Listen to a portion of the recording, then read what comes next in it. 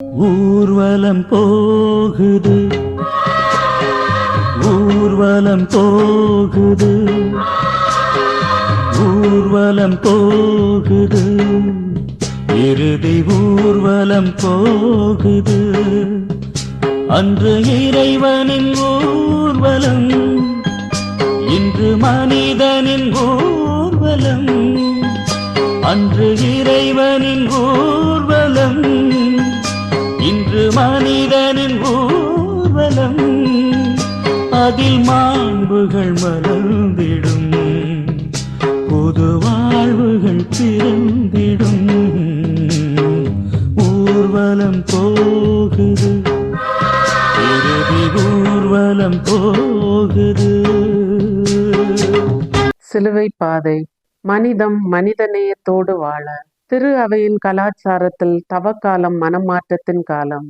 இயேசுவின் பாடுகள், மரணம் இவற்றை தியானித்து இறை உறவில் ஆழப்பட்டு காயப்பட்டவர்களை மன்னித்து வாழ்வில் வரும் சோதனைகளை வென்று எல்லா மக்களிலும் இறை சாயலை கண்டு ஜெபம், தவம், தானம் என்ற புண்ணியங்களால் நம்மை புனிதப்படுத்த கொடுக்கப்பட்ட காலம். தவ காலத்தில் திருச்சிலுவை பாதை சிறந்த ஒரு பக்தி முயற்சி. 40 நாள் தவ முயற்சியின் மூலம் நம் அன்றாட வாழ்வின் அனுபவங்கள், சவால்கள், போராட்டங்கள் இவைகளை எதிர்கொள்ள நம்மை பக்குவப்படுத்த இப்பாதை கற்றுத்தருகிறது. இன்றைய பாடுகளின் பாதையை மனிதம் மனிதநேயத்தோடு வாழ என்ற சிந்தனையில் தியானிப்போம். நாம் பங்கு கொள்ளும் இந்த சிலுவை பாதை நம் பங்கு தளம், அன்பியம் குடும்பங்களில் இயேசுவின் அறநெறி கொள்கைகளை வாழ்வாக்கிட அருள் புரியட்டும். இன்று நாம் அன்றாட வாழ்வில் எதிர்கொள்ளும் பிரச்சனைகள், வேதனைகள், சோதனைகள், அவமானங்கள், நோய்கள், குடும்ப பாரங்கள், கடன் பிரச்சனைகள், உறவு சிக்கல்கள் போன்ற பல்வேறு சிலுவைகளை கண்டு அஞ்சி சுமக்க பயந்து பின்வாங்குகிறோம். சிலுவை பாதை நிகழ்வுகள் நமக்கு துன்பங்களை சுமக்க கற்றுத்தருகிறது. கிறிஸ்துவும் நம்மோடு சேர்ந்து சுமக்கிறார் என்ற நம்பிக்கையில் பயணிப்போம். முதல் நிலை. உனக்காக தீர்ப்பிடப்பட்டேன். அவரோ நம் குற்றங்களுக்காக காயமடைந்தார், நம் தீச்செயல்களுக்காக நொறுக்கப்பட்டார், நமக்கு நிறை வாழ்வை அளிக்க அவர் தண்டிக்கப்பட்டார். இயேசுவை பிடிக்க பலமுறை முயன்றார்கள், முடியவில்லை. வேலியே பயிரை மேய்ந்தது போல அவர் சீடனை வைத்தே பிடித்தார்கள். பொய் குற்றச்சாட்டுகள் கொண்டு விசாரணை செய்யப்படுகிறார் இயேசு. பிலாத்துவின் கேள்விகளுக்கு இயேசுவின் பதில்கள் அவர் குற்றமற்றவர் என்ற தெளிவை கொடுத்தது. இயேசுவை விடுவிக்க வழி தேடினான். ஆனால் கூட்டத்திற்கு அஞ்சி தனது பதவி போய்விடும் என்ற பயத்தில் இயேசுவை சிலுவையில் அறைய ஒப்புவித்தான். என் அன்பு மகனே, மகளே, இன்று உன் சமூகத்தில் என்னை போன்று எத்தனை பேர் ஒவ்வொரு நாளும் இந்த இழி நிலைக்கு ஆளாகி கொண்டு இருக்கிறார்கள். தீர்ப்பிடாதீர்கள் என்ற எனக்கு தீர்ப்பு அளித்து விட்டார்கள். உங்கள் உரிமைக்காக சட்டங்களை சாடினேன். நானோ பேசும் உரிமையின்றி மௌனம் காத்தேன். எனது மௌனம் இவர்களின் அக்கிரமத்துக்கு சம்மதம் சொல்ல அல்ல, சமாதி கட்ட. பொய் வழக்குகள் போடப்பட்டு வன்முறையாளர்களின் அடாவடித்தனத்திற்கு பலியாகும் குற்றமற்ற மனிதர்களை பார்.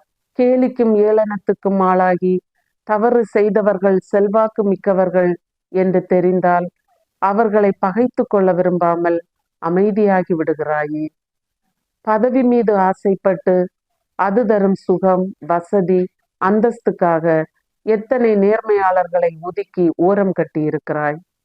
உன்னை எதிர்ப்பவன் ஏழை என்றால் பணபலத்தால் அவர்கள் வாழ்வை அழித்து விடுவதில்லையா? பெற்றோரின் சொத்துக்களை நீ ஒருவனே அனுபவிப்பதற்காக உன் சகோதரனுக்கு நீ கொடுக்கும் அச்சுறுத்தல்கள் என்ன? ஏழைகளுக்கு அநீதி நடக்கும் போது காணாதது போல, கேளாதது போல நடிப்பதில்லையா? பணபலம், ஆள்பலம், செல்வாக்கு, அதிகாரம், கல்வி இல்லாதவர் எல்லாம் இன்று என்னை போன்றோரே. இவர்களின் உரிமைக்காக போராடு. நீதி நேர்மை எங்கே ஒடுக்கப்படுகிறதோ அதை எதிர்த்து போரிடு. மனசாட்சியை பூட்டி வைக்காதே. அதுதான் ஒவ்வொரு தனி மனிதனின் நீதிமன்றம். உண்மை ஒருபோதும் ஊமையாகாது. சிந்தனை. முடங்கி கிடக்காதே, சிலந்தி உன்னை சிறைபிடிக்கும். அநீதியை எதிர்கொள்ள எழுந்து நட, எரிமலையும் வழிபடும். ஜெபம். நீதியின் தேவனே இறைவா, எங்கள் குடும்பத்தில், சமூகத்தில் நீதி, நேர்மை, உரிமை, உண்மை போன்ற மனிதநேய செயல்கள் மறுக்கப்படும் போது குரல் கொடுக்கும் போராளிகளாக மாறி உரிமை காக்கும் துணிவும் மன வலிமையும் தந்து நீதியை விரும்பும் மக்களாய் எங்களை மாற்ற அருள் வேண்டி மன்றாடுகிறோம். ஆமீன். இரண்டாம் நிலை. உனக்காக ஏற்கிறேன். தன் சிலுவையை சுமக்காமல் என்னை பின்பற்றி வருவோர் என்னுடையோர் என கருதப்பட தகுதியற்றோர். பிலாத்து மக்கள் கூட்டத்தை பார்த்து, நீங்களே கொண்டு போய் இவனை சிலுவையில் அறையுங்கள் என்று கூறி ஒப்படைக்கிறான். இறுதியில் அவர்கள் குரலே வென்றது. பிலாத்துவின் வார்த்தையை கேட்ட மக்கள் கூட்டம் மகிழ்ச்சியால் ஆர்ப்பரித்தது. சேவகர்கள் இயேசுவை இழுத்து கொண்டு போய் பாரமான சிலுவையை அவர் தோள் மேல் சுமத்தினர். இரவு முழுவதும் சாட்டையடி வாங்கிய உடல், தலையின் முள்முடியில் கொடிய வேதனை, தோளில் பாரமான சிலுவையோடு இயேசு. 3 ஆண்டுகள் உடனிருந்தவர்கள், தன்னால் பலன் அடைந்தவர்கள், தன்னை புகழ்ந்தவர்கள் என யாரும் இப்போது இல்லாமல் தன்னம் தனியாக இயேசு சிலுவை பயணத்தை தொடங்குகிறார்.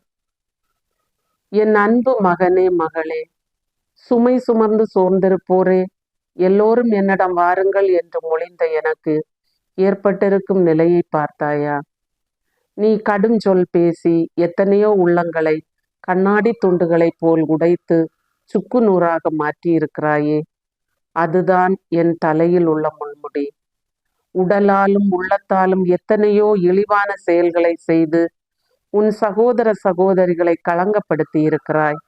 அதுதான் என் உடலின் கசையடிகள்.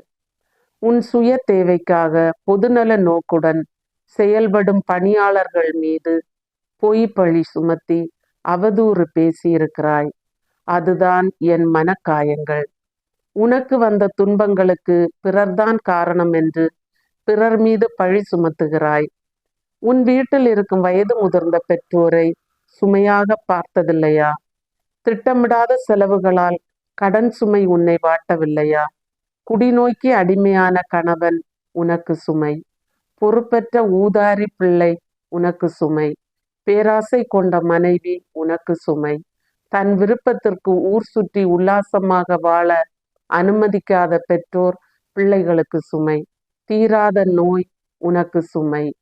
இன்னும் உருவம் கொடுக்க முடியாத எத்தனையோ சுமைகள். முதலில் உனது துன்பம் என்னும் சிலுவைகளை பொறுமையோடு ஏற்றுக்கொள்.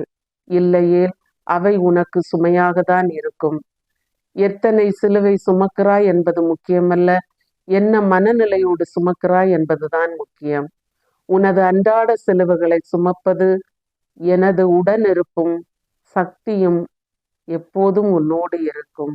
எந்த சுமையும் உன்னை மூழ்கடிக்காது. சிந்தனை. நீ உன்னை சுமக்க கற்றுக்கொள்ளாதவரை நீ யாரையும் சுமக்கப் போவதில்லை. ஜெபம். அன்பு இயேசுவே, உம்மேல் சுமத்தப்பட்ட சிலுவை எங்கள் பாவங்களின் விளைவு என்பதை உணர்கிறோம். எங்கள் அனுதின சுமைகளை பொறுமையோடு சுமக்க மனதுக்கு வலிமையையும் உடலுக்கு சக்தியையும் தாரும். ஆமேன். மூன்றாம் நிலை. உன் மண்ணுக்கு என் முதல் முத்தம். நான் தடுக்கி விழுந்தபோது அவர்கள் ஒன்று கூடி மகிழ்ந்தனர். எனக்கு எதிராய் ஒன்று சேர்ந்தனர். யாதொன்றும் அறியாத என்னை சின்னா பின்னமாக்கி ஓயாது பழித்துரைத்தனர். சிலுவையின் பாரம் உடலை வருத்த, மேடுபள்ளமான மலைப்பாதை கால்களை தளர்த்த, இரத்தம் அதிகமாய் வழிந்தோட, தன்னை சுற்றி வந்தவர்களின் வசை மொழிகள் மனதை காயப்படுத்த, உடல் சோர்ந்து இயேசு தரையில் சிலுவையோடு விழுகிறார். என் அன்பு மகனே, மகளே, இன்று குடும்பங்களில் நீ உனது அறியாமையால் நேர்மையுடனும் கடமை உணர்வுடனும் தன்னலமின்றி உழைக்கும் மனிதர்கள் மீது உன் சொந்த தேவைகள் நிறைவேறாத போது கோபவெறி கொண்டு இழிவாக அவர்களை நடத்துகிறாய். நீ பிறர் மீது சுமத்தும் அநியாய பழி சொற்களால் நான் கீழே விழுகிறேன். நாளும் கிழமையும் பார்த்து, நல்ல நேரம் கெட்ட நேரம் பார்த்து இல்ல நிகழ்வுகளை நடத்தி என் பரலோக தந்தை மீதுள்ள நம்பிக்கையை கொச்சைப்படுத்துகிறாய். பக்கத்து குடும்பம் மகிழ்ச்சியாக இருப்பதையும் அவர்கள் வளர்வதையும் பார்த்து அக்குடும்பங்களை அழிக்க நீ செய்யும் கீழ்த்தரமான செயல்களால் நான் கீழே விழுகிறேன். பொய்யான எட்டும் பிறரை சபித்தும் கொலை கொள்ளை போன்ற தீச்செயல்கள் புரிந்தும், மாற்றான் கணவன் மனைவி மீது மோகம் கொண்டும், பிறரை வஞ்சித்தும் செல்வம் சேர்த்தும் வாழ்கின்ற போது நான் கீழே விழுகிறேன். குடும்பத்தில் குழந்தைகள் முன்பாக கெட்ட வார்த்தை பேசி, ஒருவருக்கொருவர் சந்தேகப்பட்டு, குடும்ப அமைதியை குலைத்து, குழந்தைகளுக்கு துர்மாதிரியாய் இருக்கும் போதெல்லாம் நான் கீழே விழுகிறேன்.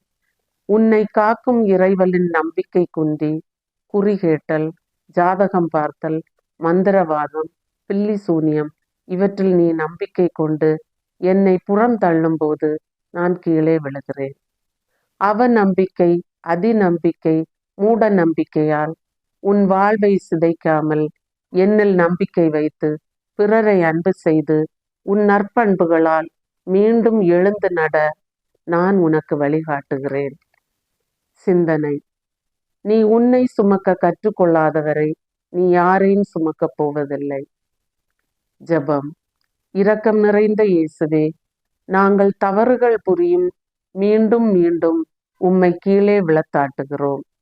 எங்களை மன்னியும்.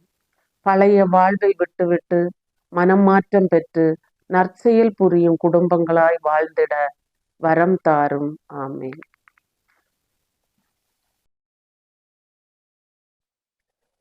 நான்காம் நிலை. சென்று வா மகனே.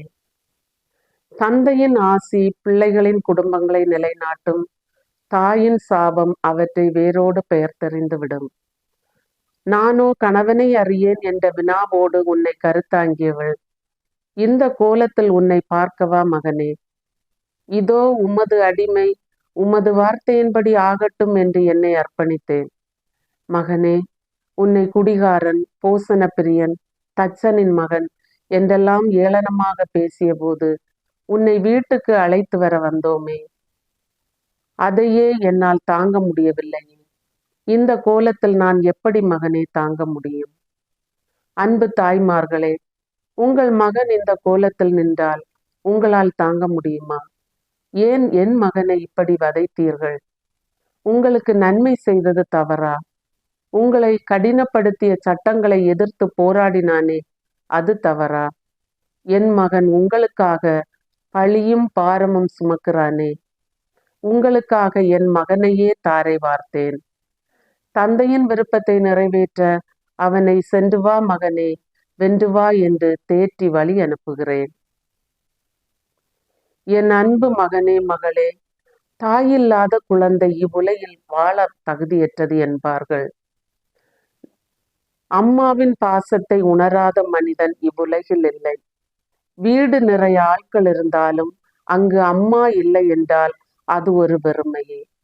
பிறந்தபோது நாம் உச்சரித்த முதல் சொல் அம்மா. அம்மா அம்மா என்று சொல்ல நம் உடம்பில் ஒரு சக்தி பிறக்கும். இன்று உன் குடும்பங்களில் தாய்மார்களின் நிலை என்ன? பெற்று வளர்த்து தோளில் தொட்டில் கட்டி தாலாட்டிய தாயை தெருவில் வீசிவிட்டு தேவாலயங்கள் தோறும் அலைவது கபடம்தானே. மனைவியை கண்ட மகிழ்ச்சியில் எத்தனை பேர் உங்கள் தாய்மார்களை தவிக்க விட்டிருக்கிறீர்கள். மரங்கள் போல நீங்கள் இருந்தும் உங்கள் மாதாக்கள் முதியோர் இல்லத்தில் எழுப்பும் முனகல் சத்தம் எனக்கு கேட்கிறது. நீ பளபளக்கும் பளிங்கு கல் மேல் படுத்துறங்கும் போது உன் தாயை திண்ணையில் படுக்க வைக்கிறாய். உன் மாளிகை அழுக்காகிவிடும் என்று ஒழுகும் ஓட்டை வீட்டில் தங்க வைக்கிறாய். தாயில் சிறந்த கோயில் இல்லை. அம்மாவை வணங்காமல் உனக்கு வாழ்வே இல்லை. இதை உணர்ந்து செயல்படு. சிந்தனை: தந்தையரை மேன்மைப்படுத்துவோர் நீடு வாழ்வர். ஆண்டவருக்கு பணிந்து நடப்போர் தங்கள் அன்னையருக்கு மதிப்பு அளிப்பர்.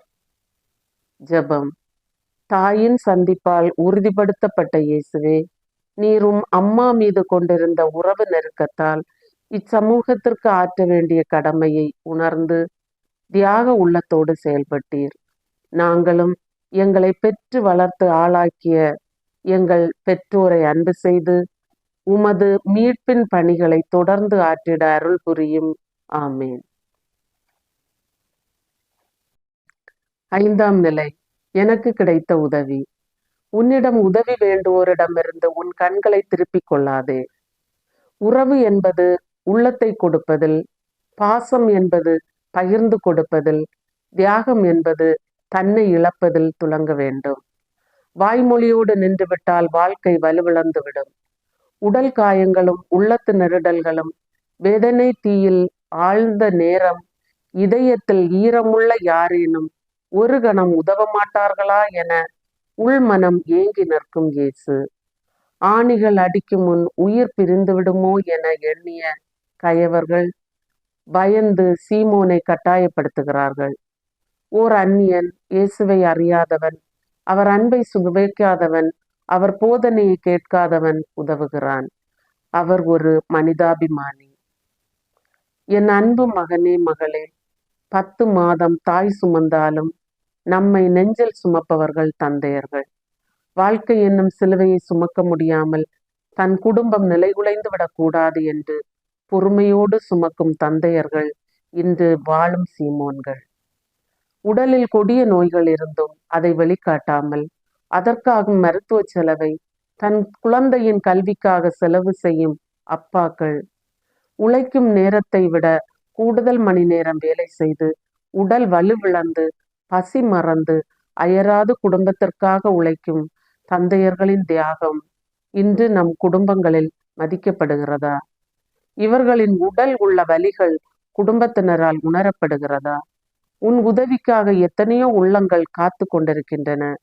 தந்தையரை இழந்த பிள்ளைகள் நன்றாக படிக்க திறமை இருந்தும் கல்வி கட்டணம் செலுத்த முடியாமல் கூலி தொழிலுக்கு செல்வோர், நோய்க்கு மருந்து வாங்க மருத்துவ கட்டணம் செலுத்த இயலாமல் தங்கள் உயிரையே மாய்த்து கொள்பவர்கள்.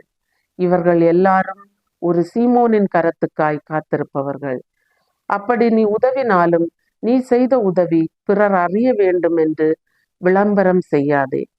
செய்த உதவி யாருக்கும் தெரியவில்லையே என்று வருத்தப்படாதே. உதவி என வருபவர்களை ஏளனம் செய்யாதே. காரணம், இறைமகன் எனக்கே இன்னொருவரின் உதவி தேவைப்பட்டது. பலனை எதிர்பார்க்காமல் தேவையில் இருப்போருக்கும் நலிந்தோருக்கும் உதவி செய்ய முன்வாருங்கள். உன் குடும்ப பாரத்தை சுமக்கும் உன் தந்தையர்களாகிய சீமோன்களை மதித்து அன்பு செய்யுங்கள். மனித நேயத்தோடு வாழ்ந்து வாழ்வை வளமாக்குங்கள். சிந்தனை: உனக்கு தெரிந்தவர்களை விட உன்னை தெரியாதவர்கள் செய்யும் உதவி உன் வாழ்வு என்னும் மாலையில் சேர்க்கப்படும் விலைமதிப்பில்லா முத்து. ஜெபம். அன்பு இயேசுவே, எங்கள் குடும்பங்களில் சீமோன்களாய் உழைக்கும் எம் தந்தையர்களை மதிக்கவும் அன்பு செய்யவும் அவர்கள் இயலாமையில் தோள் கொடுக்கவும் பிறரின் தேவை அறிந்து உதவி செய்து சீமோனாக வாழ வரம் தாரும். ஆமேன். 6ஆம் நிலை. வீர பெண்ணே, விரைந்து வா. எழில் ஏமாற்றும் அழகு அற்று போகும். ஆண்டவரிடம் அச்சம் கொண்டுள்ள பெண்ணே, புகழத்தக்கவள். ஈட்டிகளோடும் சாட்டைகளோடும் வரிந்து கட்டிக்கொண்டு படை வீரர்களையும் வேலியாய் நின்று நீதியை விலை பேசும் ஆணாதிக்க வெறியர்களையும் தாண்டி துணிச்சலாக என் முகத்தை ஒரு பெண் துடைக்கிறாள். குற்றவாளி கோலத்தில் இருந்த என் அருகே வர ஆடவர்களே அச்சப்பட்ட வேளையில் புரட்சி புயலாய் வந்தாள் வெரோனிகா.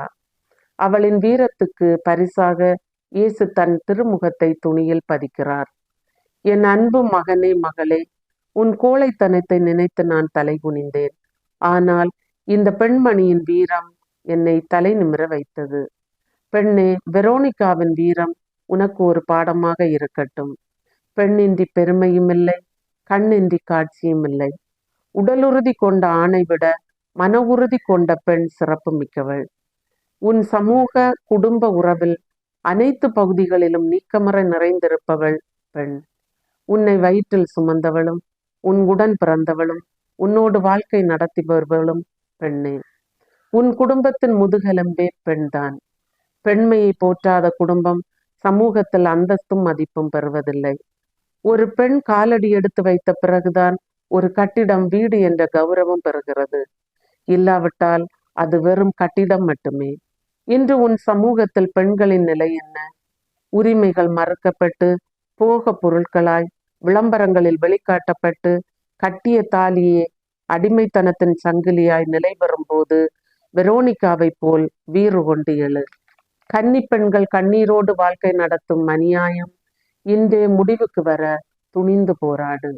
பெண் குழந்தைகளை நாகரிக உடையும் செயற்கை அலங்காரங்களும் செய்து காட்சி பொருளாக்கும் அவல நிலை இன்று உள்ளது. சமூகத்தில் முகம் இழந்து துன்புற்று அவமானப்பட்டு ஆதரவற்ற நிலையில் இருக்கும் பெண்களுக்கு உதவு. உன் வீட்டில் வாழும் பெண்கள் வீதில் ஒளி வீச தடை செய்வதுண்டா? பெண்ணே, தண்ணீரின் அளவுக்கு தானும் உயரும் தாமரையாக இருங்கள். பெண்ணே, கொடியாக இருங்கள். கொம்பு கண்ட இடத்தில் படரும் கொடியாக அல்ல, கோட்டையின் உச்சியில் பறக்கும் வெற்றி கொடியாக இருங்கள். உங்களை இந்த உலகம் போற்றும் கொண்டாடும். சிந்தனை. விடியும் என்று விண்ணை நம்பும் நீ, முடியும் என்று உன்னை நம்பு. ஜெபம். பெண்மையை போற்றி அவர்களுக்கு வாழ்வளித்த இறைவா, எங்கள் குடும்பங்களில், பங்கு தளத்தில், சமூகத்தில் எங்களோடு வாழும் பெண்களை நாங்கள் மதிக்கவும் அன்பு செய்யவும் அவர்களை மகிழ்ச்சியை கண்டு மகிழவும் எங்களுக்கு வரம் தாரும். ஆமேன். 7ஆம் நிலை. தடங்களுக்கு வருந்துகிறேன். தடுக்கி விழும் யாவரையும் ஆண்டவர் தாங்குகின்றார். தாழ்த்தப்பட்ட யாவரையும் தூக்கி விடுகின்றார். களைப்பும் பலவீனமும் அவரை வருத்த 2ஆம் முறை இயேசு விழுகிறார். விழுந்தாலும் நம்பிக்கையூட்ட எழுந்து நடந்தார். இயேசு இளைஞர்களுக்கு ஓர் முன் உதாரணம். காரணம், இயேசுவும் ஓர் இளைஞர்.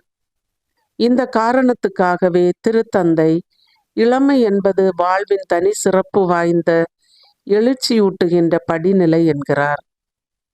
இளைஞர்களே, இயேசு உங்கள் இளமைக்குள்ளே இருந்து கொண்டு உங்கள் இளம் இதயங்களில் உள்ள சிறப்பியல்புகளை பகிர்ந்து உங்களை போன்றவராகவே வாழ்ந்து காட்டினார். இன்றைய உலகமயமாக்கல், தனியார் மயமாதல் நம் கலாச்சாரத்தை பண்பாட்டு சீரழிவுக்கு இட்டு செல்கிறது. இன்றைய அரசின் குடியுரிமை திருத்த சட்டம், தேசிய மக்கள் தொகை பதிவேடு, தேசிய குடிமக்கள் பதிவேடு போன்ற மனிதநேயமில்லாத சட்டங்கள் சொந்த நாட்டிலேயே நம்மை அடிமைகளாக, அகதிகளாக மாற்றப் போகிறது. இவ்வாறு விழுந்து கிடக்கும் சமூகத்தை இளைஞனே, நீதான் தூக்கி நிறுத்த வேண்டும். என் அன்பு மகனே, மகளே, இன்றைய இளைய சமுதாயம் விழுவதை வீழ்ச்சியாக கருதி எழுவதற்கான முயற்சி செய்யாமல் முடங்கி கிடக்கிறது. விழுந்து கிடப்பதை நியாயப்படுத்துகிறது. கைபேசி, இணையவழி, தொலைத்தொடர்பு இவற்றில் தங்கள் நேரத்தை செலவு செய்து சிந்தனை சக்தியை மழுங்கடித்து திறமைகளை வீணடித்து வாழ்வையே தொலைத்து நிற்கிறது. செல்வ சீமான்களின் பாச வார்த்தையை நம்பி அநீத செயல்பாடுகளை செய்து லட்சியத்தை மறந்து கொள்கை பிடிப்பை இழந்து நிற்கிறது. பெண்ணினத்தின் பெருமையை மறந்து அவளை போதைப் பொருளாய் பயன்படுத்தும் போக்கிரித்தனத்தில் வாழ்கிறது. இவ்வாறு விழுந்து கிடக்கும் இளைய சமுதாயம் விழுந்த இடத்திலிருந்து எழுந்தால்தான் நம் சமூகத்தில் மாற்றம் பிறக்கும். எழுவாயா, முயல்வாயா? சிந்தனை. விழுகின்ற வேகத்தை விட தன்னம்பிக்கையோடு எழுகின்ற வேகத்தை இரட்டிப்பாக்குபவனே எதிர்காலத்துக்கு சொந்தக்காரன். ஜெபம். இளைஞர் சமுதாயத்திற்கு துணிச்சலை கற்றுத்தந்த இயேசுவே, நாங்கள் அனைவரும் அரசின் அடக்குமுறைகளையும் மனிதநேயமில்லா சட்டங்களையும் மாற்றிட துணிவுடன் செயல்பட்டு பாதிக்கப்பட்டோர் சார்பாக நிலைப்பாடு எடுத்து அவர்களின் துயர் துடைத்து எழுப்பிவிட வேண்டிய அருளை இளைஞராகிய எங்களுக்கு தாரும். ஆமேன். 8ஆம் நிலை. கண்ணீர் வேண்டாம் எனக்கு. அவர்களுடைய அழுகையை நான் மகிழ்ச்சியாக மாற்றுவேன். அவர்களுக்கு ஆறுதல் அளிப்பேன். துன்பத்திற்கு பதிலாக இன்பத்தை அருள்வேன். ஒரு வாரத்திற்கு முன் ஓசானா என்று பாடி வரவேற்றவரை ஒரு கொலையாளியைப் போல இழுத்து செல்வதைக் கண்டு எருசலேம் நகர பெண்கள் உள்ளம் நொந்து அழுகின்றனர். இயேசு எருசலேம், யூதேயா, கலிலேயா, சமாரியா பகுதிகளில் கால்கடுக்க நடந்து நலமாக்கிய மக்கள் கூட்டம்தான் இது. இப்பெண்களின் அழுகை இயேசுவின் வலியை குறைத்திருக்கலாம். இவர்களின் கண்ணீரில் கலந்திருந்த மனிதாபிமானத்திற்கு இயேசு அங்கீகாரம் வழங்கி, எருசலேம் மகளிரே, எனக்காக அழ வேண்டாம், உங்களுக்காகவும் உங்கள் பிள்ளைகளுக்காகவும் அழுங்கள் என்று கூறி அப்பெண்களை தேற்றுகிறார். என் அன்பு மகனே, மகளே, ஆறுதல் பெறுவதும் ஆறுதல் தருவதும் மானுடத்தின் மாறாத கோட்பாடுகள். இதற்கு நானும் விதிவிலக்கல்ல. நான் ஒவ்வொரு நொடி பொழுதும் ஆறுதலுக்காய் ஏங்குகின்றேன். நாங்கள் உமக்கு ஆறுதல் அளிப்போம் ஆண்டவரே என்று நீ கிளிபிள்ளை போல எழுதி வைத்து படிக்கும் ஜெபத்தை நான் ஏற்பதாக இல்லை. காரணம், ஜெபிக்கிற உனக்கு அது அர்த்தமே புரியவில்லை. எனக்கு ஆறுதல் தர முயற்சிக்கிறாயா? இதோ கேள். தங்கள் உள்ள சோகத்தை பகிர்ந்து கொள்ள நாதியின்றி மனதிற்குள்ளே மரண கோலம் பூண்டிருக்கிற சகோதர சகோதரிகளை சந்தித்து ஆறுதல் கூறு. முதுமையின் காரணத்தால் பார்வை மங்கி போய், செவி கேட்கிற ஆற்றல் குன்றி போய், உடல் பலகீனப்பட்டு, குடும்பத்தினரால் கைவிடப்பட்டு, கல்லறையின் நாட்களை கணக்கு பார்க்கிற வேதனையின் மனிதர்களுக்கு ஆறுதல் கூறு. சிறையில் சிக்கி செய்யாத குற்றத்திற்காக சித்திரவதை அனுபவிக்கும் அனாதைகளை போய்ப்பார். மருத்துவரால் கைவிடப்பட்டு தனது நிலை என்ன என்று தனக்கே தெரியாமல் பில்லிசூனியம், மந்திரவாதம், பேயின் வேலை என்று பேதையாய் எண்ணுவோருக்கு ஆறுதல் கூறு. கோயிலில் நீ ஆண்டவருக்கு ஆறுதல் சொல்வதை நிறுத்திவிட்டு அன்றாட வாழ்வில் துயரப்படுவோருக்கு ஆறுதல் கூறு. காரணம், நீ நினைப்பது போல நான் ஆலய சுவர்களுக்குள் அடைபட்டு விடவில்லை. வீதிகளில் வேதனைப்படுவோர்களில் நான் இருக்கிறேன். சிந்தனை: நீ துன்பத்தில் சிந்துகின்ற கண்ணீர் துளிகளே உனது உண்மை வாழ்வின் வெளிப்பாடுகள்.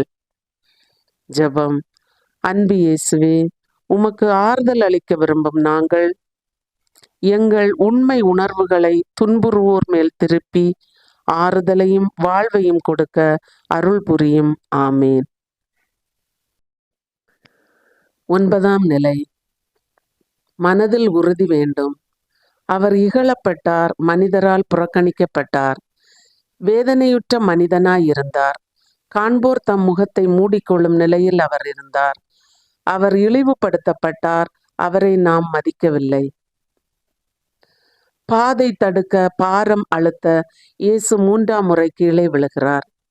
மண்ணுக்கு மனம் இருந்தாலும் மனிதனுக்கு மனம் இல்லாதது வியப்பாக இருக்கிறது. இதயத்தில் ஈரமில்லா வஞ்சகர்களின் கூட்டம் இயேசு 3ஆம் முறை விழுந்த போதிலும் விட்ட பாடில்லை. என் அன்பு மகனே, மகளே, எதற்காக நான் இத்தகைய கொடூரமான வேதனைகளை அனுபவிக்க வேண்டும் என்று எண்ணி பார்த்தாயா?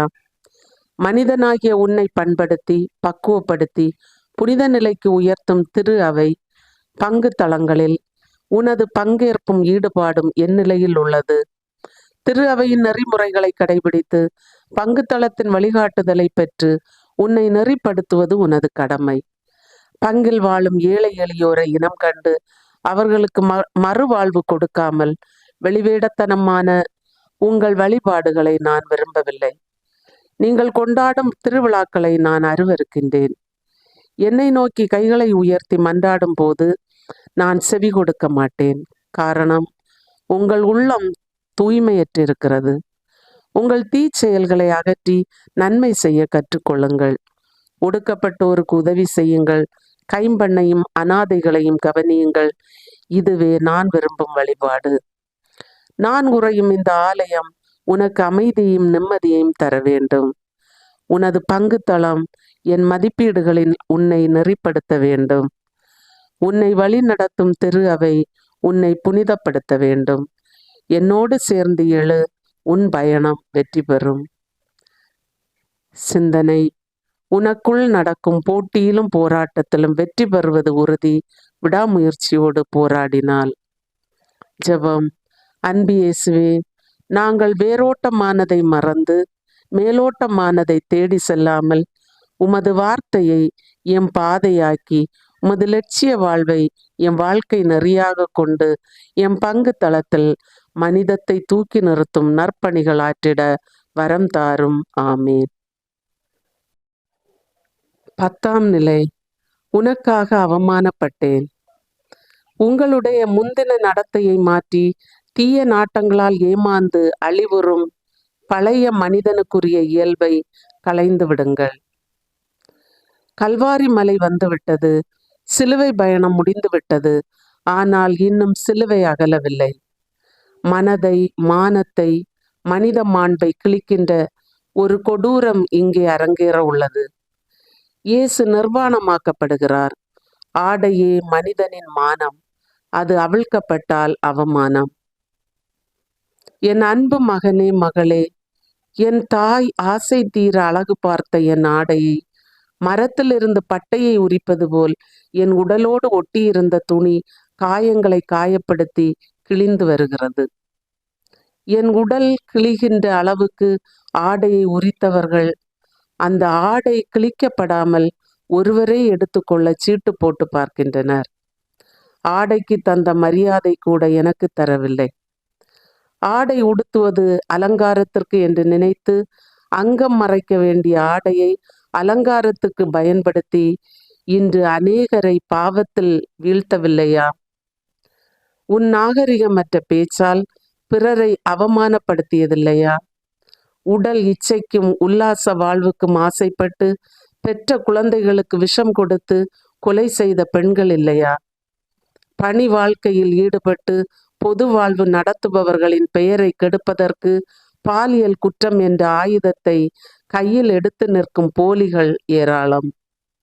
பிஞ்சு குழந்தைகள் கயவர்களின் காம தீக்கு இரையாகி மலர வேண்டிய மொட்டுக்கள் கரிந்து சாம்பலாகி போனதே. பெற்றோரின் தவறான பழக்கத்தை சுட்டிக்காட்டி மாசற்ற பிள்ளைகளை இழிவாக பேசுவதில்லையா? மானபங்கப்படுத்தப்படும் மனிதர்களின் மன உணர்வுகளை எண்ணி பாருங்கள். மனித உருவில் திரிகின்ற மிருகங்களின் கையில் சிக்கி கற்பிழக்கும் அபலை பெண்களின் வேதனையை உணருங்கள். மனித உடலின் மாண்பு உங்களுக்கு தெரியுமா? இறை சாயலில் படைக்கப்பட்ட உங்கள் உடல் தூய ஆவியின் ஆலயம் என்பதை உணர்ந்திருக்கிறீர்களா? வருந்தி மன்னிப்பு கேளுங்கள் என் தந்தையிடம். சிந்தனை. பொறுமை என்பது பலவீனம் அல்ல, அதுவும் ஒரு வகை போராட்டமே. ஜெபம். எங்கள் மானம் காக்க தன் மானத்தை தியாகம் செய்த இயேசுவே, பிறரை நிந்தித்து அவமானப்படுத்தி அவர்களின் சுதந்திர ஆடைகளை களைந்து அடிமையாக்கி தன் மானத்தை இழக்கச் செய்த செயல்களுக்காக எங்களை மன்னியும். எங்கள் குடும்பங்களிலும் சமூகத்திலும் மனித மாண்பையும் பிறர் நலத்தையும் பேணும் வரம் தாரும். ஆமேன். 11ஆம் நிலை. சிலுவையோடு இரு, சிலுவையாயிராதே. நமக்கு எதிரான ஒப்பந்த விதிகள் பல கொண்ட கடன் பத்திரத்தை அவர் அழித்து விட்டார். அதை சிலுவையில் வைத்து ஆணி அடித்து அறவே ஒழித்து விட்டார். நம் பாவங்களை சுமந்து வந்த செம்மறி சிலுவையில் அறையப்படுகிறார். அன்பையும் அமைதியையும் நேசித்தவர் ஒருபோதும் வன்முறையை வழிமுறையாக கொண்டதே இல்லை. வாள் எடுப்பது வாழ்க்கைக்கு முற்றிலும் ஆகாது என்றார். தேடி வந்த மக்கள் கூட்டமும் ஒட்டி நின்ற சீடர் கூட்டமும் சிலுவையை கண்டு நாலா பக்கமும் ஓடி ஒளிந்து கொண்டனர். ஏறி சென்ற பின் ஏணிகள் ஏற்றம் பெறுவதில்லை. ஓட்டை உடைத்த பின் குஞ்சுகளுக்கு ஓடியதற்கு. மூங்கில் தண்டு ஆணிகளால் புல்லாங்குழல் ஆக்கப்படுகிறது. மீட்பின் கீதம் நாம் கேட்க இந்த மூங்கில் தன்னையே துளையிட தருகிறது. என் அன்பு மகனே, மகளே, என் படைப்பே, மனித இனமே, நான் சென்ற இடமெல்லாம் நன்மைதானே செய்து சென்றேன். அதற்கு நீ கொடுத்த பரிசு இந்த 3 ஆணிகள் தானா?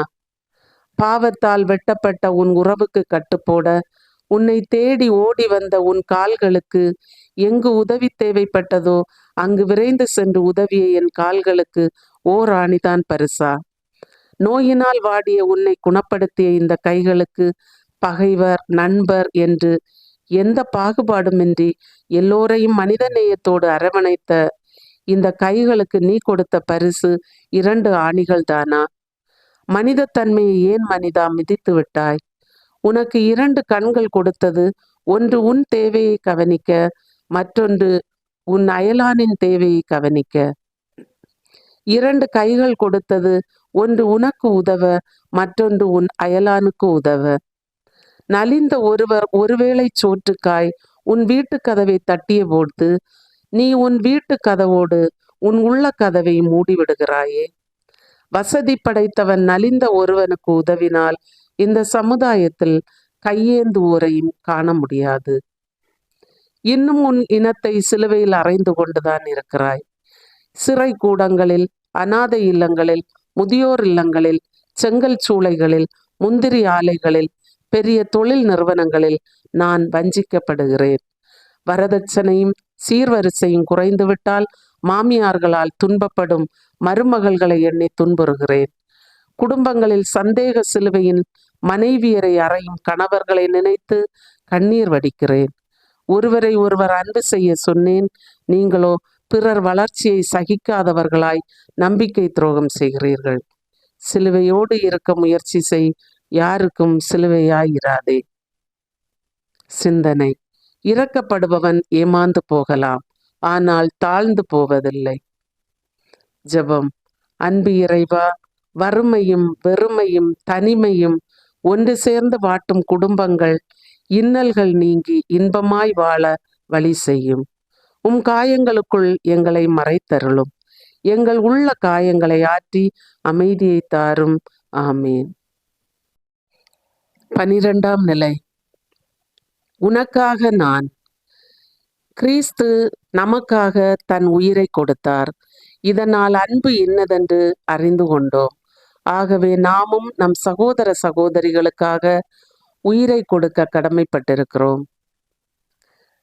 செம்மறி பலியாகும் நேரம், ஜீவராகம் முடியும் கட்டம், உலகை ஒளிர்விக்க வந்த ஒளி அணைய போகும் பொழுது. இது புனிதமான நேரம். அவமான சின்னமாம் சிலுவை இப்போது புனித சின்னமாகிறது. கல்வாரி அமைதியானது. மனித குரல்கள் அடங்கிவிட்டன. சிலுவையின் அடியில் ஒரு குரல் மட்டும் ஓங்கி ஒலிக்கிறது. அது அன்னையின் கதறல் சத்தம். அவளோடு இயற்கையும் அழுகிறது. முக்காலமும் கடந்தவன் 3 ஆணிகளுக்குள் அடங்கிவிட்டான். பெருமூச்சு விட்டு நினைத்ததை சாதித்த வெற்றி களிப்பில் அனைவரும் கலைந்தனர். இயேசுவும் அன்னையும் மட்டும் ஒருவருக்கொருவர் துணையாய் கல்வாரியில். என் அன்பு மகனே, மகளே, 30 ஆண்டுகள் உன்னையும் உன் வாழ்க்கையையும் உன் சமுதாய அமைப்பையும் பார்த்தேன், படித்தேன். 3 ஆண்டுகள் உனக்காக உன்னை அடிமையாக்கிய சட்டங்களை சாடினேன். மனித உயிர்களை காட்டி மனித மாண்போடு வாழ வழிகாட்டினேன். 3 ஆண்டில் உன்னை முழு மனிதனாக மாற்றினேன். என் தந்தை எனக்கு கொடுத்த கடமையை வெற்றிகரமாக செய்து முடித்தேன். அதற்காக நான் பெற்ற வெகுமதி இந்த சிலுவை சாவு. இருண்ட இந்த பூமி சிவக்க பலர் என் வழியில் குருதி சிந்த முன்வர வேண்டும். அநீதி கண்டு சீறி எழுந்தால்தான் வீதியில் மாற்றம் பிறக்கும். இரத்தம் சிந்தி தன்னை இழந்தால்தான் உரிமைகள் கிடைக்கும். விதைக்கப்பட்ட விதை பூமியை கிழித்து விருட்சமாய் வெளிவருவது போல உன் உள்ளத்தில் உறைந்து கிடக்கும் லட்சிய தாகத்தை உசுப்பிவிட்டு தியாக ஒளியேற்று. தன் நண்பனுக்காக உயிரை கொடுப்பதை விட மேலான அன்பு உலகில் வேறு இல்லை என்ற உணர்வோடு உன்னை இழக்கும் மன உறுதி பெற்றிடு. சிந்தனை: இன்று நீ எத்தனையோ மறைந்த மனிதர்களை புகழ்ந்து கொண்டிருக்கிறாய். ஒருவன் உயிரோடு இருக்கும்போது அவனை வாழ்த்து, பாராட்டு, அவன் திறமைக்கு கைத்தட்டு. சூரியன் மறைந்தபின் சூரிய நமஸ்காரம் வேண்டாம். ஜெபம். என் இனிய இயேசுவே, நாங்கள் மனிதர்களாய் வாழ நீர் மனித மாண்பின்றி சிலுவையில் உயிரையே பரிசாக தந்தீர். நீர் எங்களுக்காய் பிறந்து வளர்ந்து வாழ்ந்து இறந்தீர். நாங்கள் உம் வழியை எமதாக்கி நல்லதையே நினைக்கவும் பேசவும் செய்யவும் எங்களையே முழுமையாக கொடுக்கவும் அருள்தாரும். ஆமேன். 13ஆம் நிலை. தாயின் மடியில் இறுதி நிமிடம். உமது உள்ளத்தையும் ஒரு வாள் ஊடுருவி பாயும். உயிர் அடங்கியது, உலகம் அடங்கியது, இயற்கை அமைதியானது. அன்னையின் மனம் துடித்து துன்புற்றது. கடைசி நிமிடம் தன் மகனை மடியில் சுமக்க ஆசைப்பட்டாள்.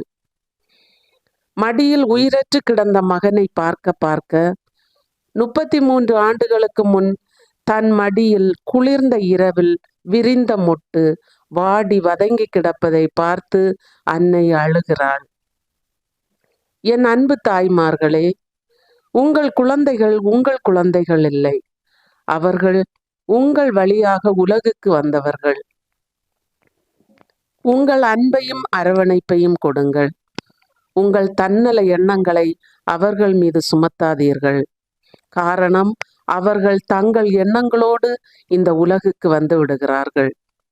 பூமியை புதுப்பிக்க புறப்பட்டு வந்த இந்த பூம்புயல் அருவிகளை அன்னைமார்களே அணை போட்டு தடுத்து விடாதீர்கள்.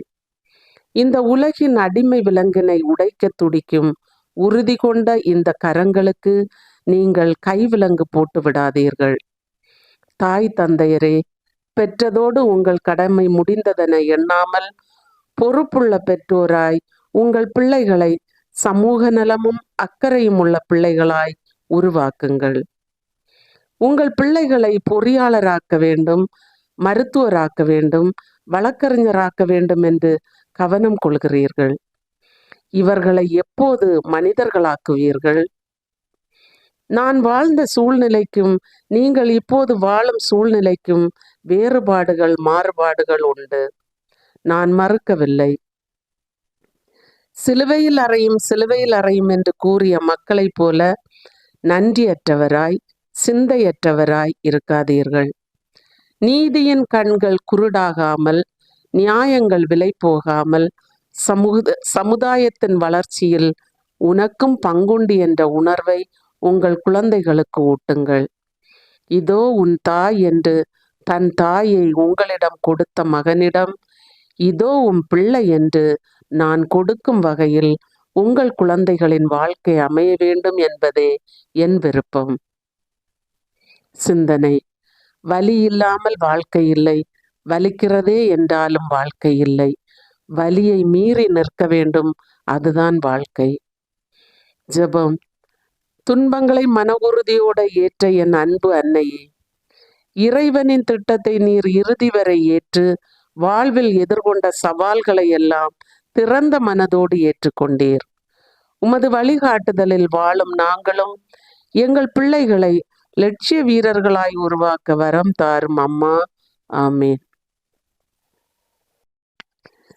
14ஆம் நிலை. ஒரு கல்லறையின் கதை. இவ்வாறு சாவின் வழியாய் பாவம் ஆட்சி செலுத்தியது போல் நம் ஆண்டவர் இயேசு கிறிஸ்துவின் வழியாய் அருள் ஆட்சி செய்கிறது. அந்த அருள்தான் மனிதர்களை கடவுளுக்கு ஏற்புடையவர்களாக்கி நிலை வாழ்வு பெற வழிவகுக்கிறது. தாயின் மடியில் இளைப்பாறிய இயேசு பூமியின் மடியில் அடங்குகிறார். இவ்வுலகை படைத்த தந்தை இறைவனின் ஒரே மகன் மாற்றானின் கல்லறையில் அடக்கப்படுகிறார். என் அன்பு மகனே, மகளே, உலக வாழ்க்கையின் தன்மையை புரிந்து கொள்ளாமல் எதன் மீதும் சொந்தம் கொண்டாடாதீர்கள். எதுவும் யாருக்கும் சொந்தமில்லை. கல்லறை வாசலில் நின்று இவ்வுலகையும் வாழ்வையும் திரும்பி பாருங்கள். இந்த உண்மை புரியும். உடைமைகளும் உறவுகளும் நிரந்தரம் என்று நினைத்து கொள்வதால் தான் நீங்கள் பல தவறுகள் செய்கிறீர்கள். நமக்கு சொந்தமானது இவ்வுலகில் இல்லை, மறு உலகில்தான். பொய்யையும் சாவையும் தேடி அலையாதீர்கள். மண்ணாசையினால் இந்த தேசம் அன்றாடம் சிந்தும் இரத்தம் இனி நலிந்தவர் வரலாற்றை நனைக்க சிந்தட்டும். கோட்டை கட்டி களஞ்சியத்தை பெரிதாக்கியவர்கள் இனி காய்ந்த வயிறுகளுக்கு உணவு கொடுக்கட்டும். எடுத்து செல்ல எதுவுமில்லை என்கிற போது சேர்த்து வைப்பது எதற்காக? அடங்கி போக வேண்டியதெல்லாம் பொய்யும் பகையும் ஆணவமும் அடாவடித்தனமும் அநீதியும் தான். என்னை யார் என்ன செய்ய முடியும் என்று சில நாட்கள் கொட்டமடிக்கலாம். ஆனால் சாவு வந்ததும் தோற்று சரணடைவதை தவிர வேறு வழி இல்லை. கல்லறைக்கு செல்ல இருப்பவர்களே கவனியுங்கள். நாம் இவ்வுலகில் கல்லாதவற்றை கல்லறையில் தான் கற்க முடியும். கல்லறை நமக்கு கல்வி கூடம்தான். ஆனால் அங்கே படித்ததை செயல்படுத்த மீண்டும் ஒரு வாய்ப்பு தரப்படுவதில்லை. இதை வாழும் போதே சிந்தித்து நன்மைகள் செய்வோம். வாழ்க்கையை வாழ்ந்துவிட்டு கல்லறையில் இளைப்பாறலாம். கல்லறையில் வாழலாம் என்ற கனவு உன்னை கால்வாரி விடும். சிந்தனை: இன்று கல்லறையில் போடப்பட்ட மாலைகள் இவர்கள் உயிரோடு வாழ்ந்த காலத்தில் போடப்பட்டிருந்தால் இவர்கள் இன்னும் சில காலம் இந்த உலகத்தில் மகிழ்ச்சியாக வாழ்ந்திருக்க கூடும். ஜெபம்: கல்லறையில் உம்மை அடக்கி கொண்ட இயேசுவே, கல்லறைக்கு அப்பால் இருக்கும் மறு உலக வாழ்வில் நம்பிக்கை கொண்டு வீணான இவ்வுலக வாழ்வில் நிலை கொள்ளாமல் எல்லோரையும் அன்பு செய்து மனித மதிப்பீடுகளோடு மனிதனாய் வாழ்ந்து மடிந்து உம்மோடு உயிர்க்கும் வரம் தாரும். ஆமேன். வியாகுல மாமரியே, யாகத்தின் மாதாவே, சிலுவை அடியினிலே சிந்தை நொந்தழுதாயோ,